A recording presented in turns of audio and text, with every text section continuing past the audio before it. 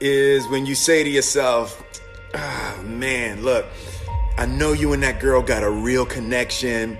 I know y'all vibe, but that's your girl's cousin.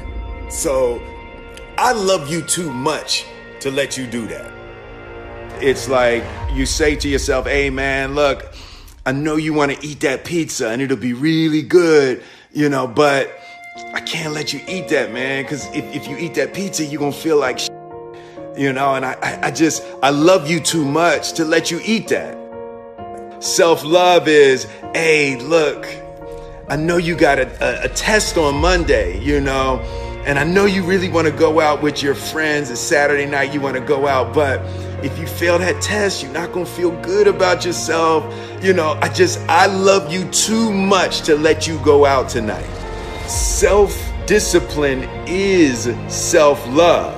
If you want to be happy, you have to love yourself, which means you have to discipline your behavior. The road to sustained happiness is through disciplining your behavior. We tend to base our self-esteem on what other people think. And that's not really self-esteem. Self-esteem is supposed to be how we feel about ourselves. And I was just saying how dangerous it is to allow other people to determine how you're going to feel about you. And it's kind of like looking into a broken mirror. You're going to look in a broken mirror and then change your face to try to look good in this defiled, busted, broken mirror. And it just, other people's opinions is a really way to determine how we feel about ourselves.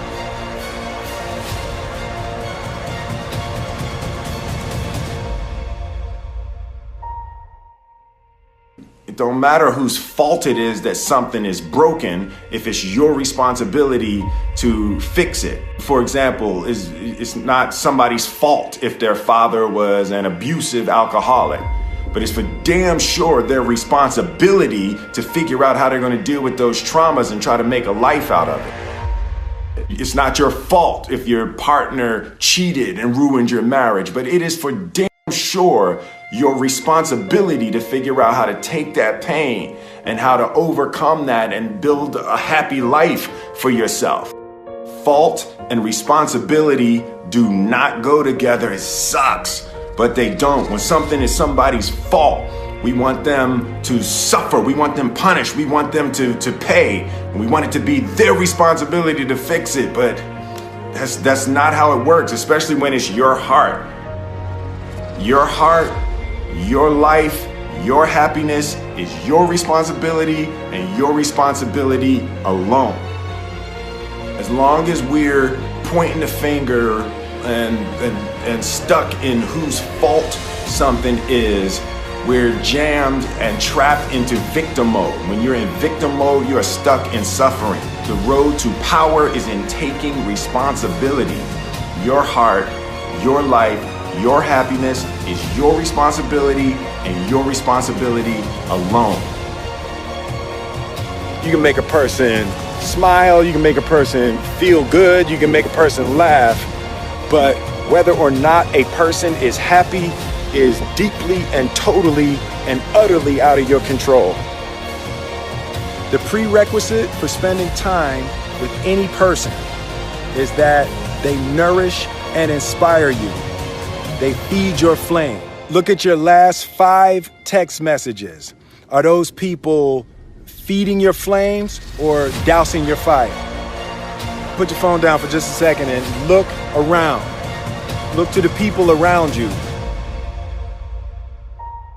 Are those people throwing logs on your fire or are they pissing on it?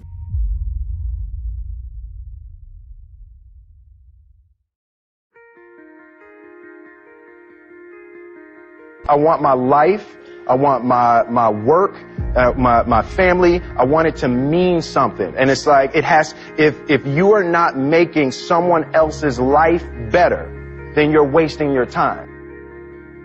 The separation of talent and skill is one of the greatest misunderstood concepts for people who are trying to excel, who have dreams, that want to do things. Talent you have naturally. Skill is only developed by hours and hours and hours of beating on your craft.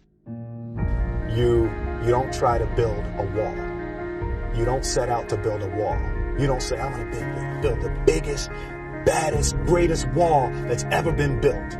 You don't start there. You say, I'm going to lay this brick as perfectly as a brick can be laid. There will not be one brick on the face of the earth that's going to be laid better than this brick that I'm going to lay in this next 10 minutes. And you do that every single day. And soon you have a wall. And soon you have a wall. And I think psychologically, the advantage that gives me over a lot of people that I have been in competition with in different situations is it's difficult to take the first step when you look how big the task is.